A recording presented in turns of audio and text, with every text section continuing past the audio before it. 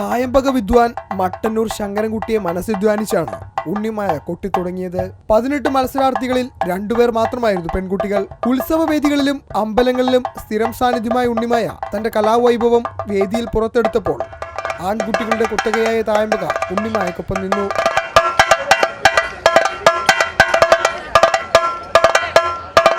അച്ഛന്റെ സ്വപ്നം സാക്ഷാത്കരിച്ച സന്തോഷത്തിലുമാണ് Unnimaya.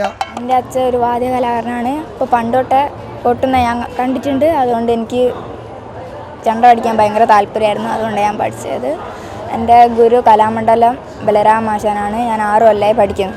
Kozhikode Thiruvangoor government higher secondary school 10ാം class വിദ്യാർത്ഥിനിയാണ് ഈ കൊച്ചുമിടുക്കി.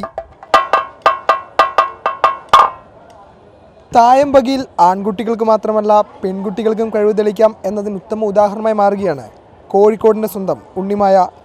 കലോത്സവ വേദിയിൽ നിന്നും ക്യാമറമാൻ അഖിൽ ഓട്ടുപാറയ്ക്കൊപ്പം ഫെലിക്സ്, ടീം റിപ്പോർട്ടർ.